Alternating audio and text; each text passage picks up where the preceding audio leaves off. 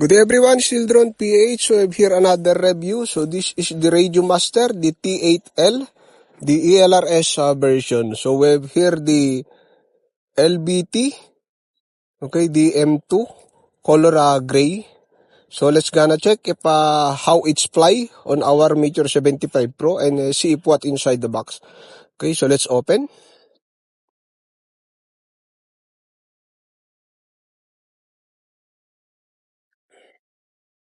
Okay, so they made the simple box, guys.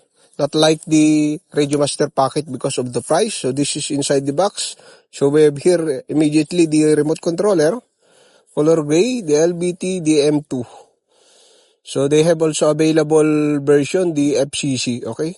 So they include also the quick start guide manual and the USB type to update your firmware. Some of the spring gimbals. And they include also the quick start guide manual. Okay, so that's only inside the box. Okay, so all information is here. Okay, so this remote, guys, is built-in 2.4 GHz ELRS inside. Okay, so we will connect and bind, and we will fly outside together with our Meteor 75 Pro. Okay, so this is the remote controller. Pretty nice look, same like the RC3 from DJI.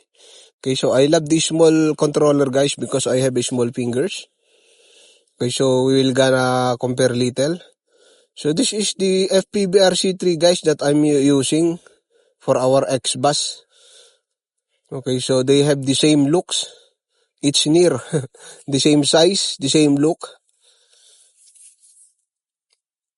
Okay, so the one thing only is the LRS and the DJI is only for X-Bus.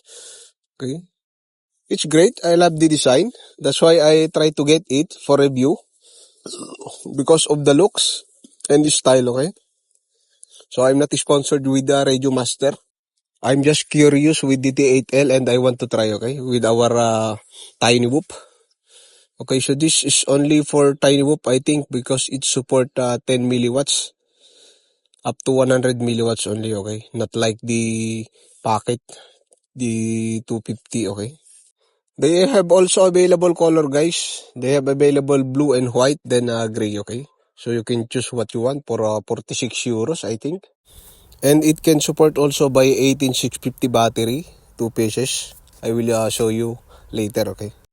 As usual, I love the small controller, guys. So I bought also all the small controller like Radio Master Pocket. So this is the everyday radio that I'm using, the Pocket, okay? Because I love the design and it's better for a little bit range also. And small for traveling. And I just want to try the T8L for Tiny Whoop also. Okay, so my favorite color is gray. So I choose to pick the gray. So we will try outside, guys. We will bind at our Meteor 75 Pro. But I did not show on how to bind, guys, because a lot of time consume. Just check the description of our friend videos, okay? You can use that for a reference. I will put in the description. Okay, so this is our radio that I'm using for everyday. Okay, so that's only. So we will install the battery. I got also the battery, the 2 pieces, 18650, okay, the Radio Master. Any type of brands, guys, it's okay. It's fine. So we need 2 pieces at the back. So we're gonna put the battery and we will bind and we will fly outside, okay, at the end of the video. Okay, so we'll install the battery, guys. And we will configure it.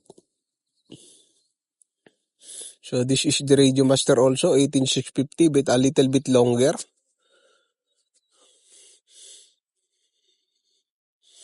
If you have another choice, guys, better pick the another brand of battery. It's fine, about 18650. Because it's very higher or tall. Okay, it's hard to fit. But I try to another one battery, 18650 also, and it's pretty fine, okay? Okay, so got installed the battery. So we will configure, guys, and we will fly outside.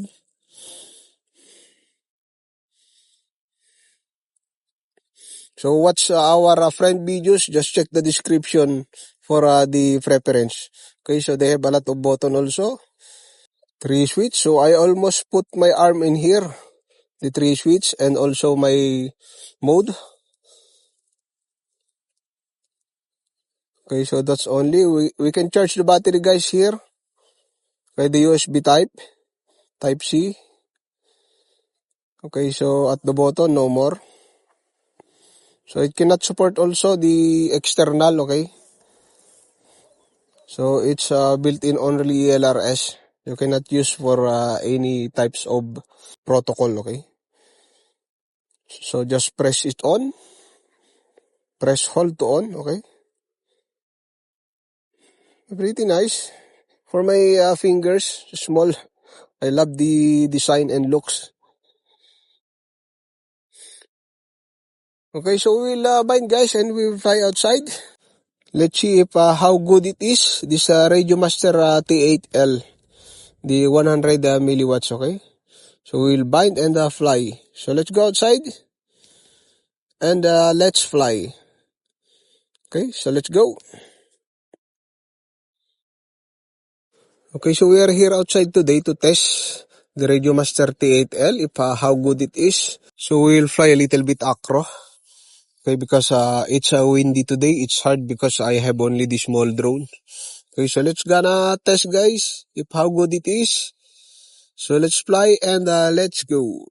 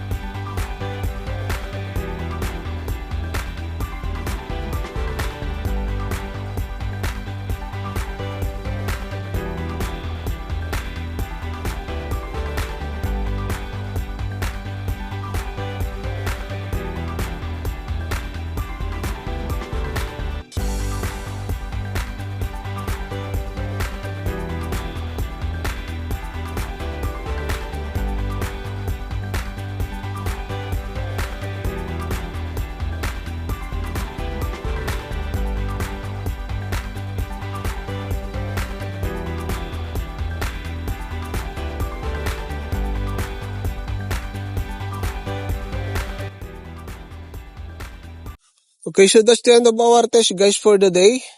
For this Radio Master T8L. Okay, so my conclusion, it's pretty fine. It's fine for Tiny Whoop, okay?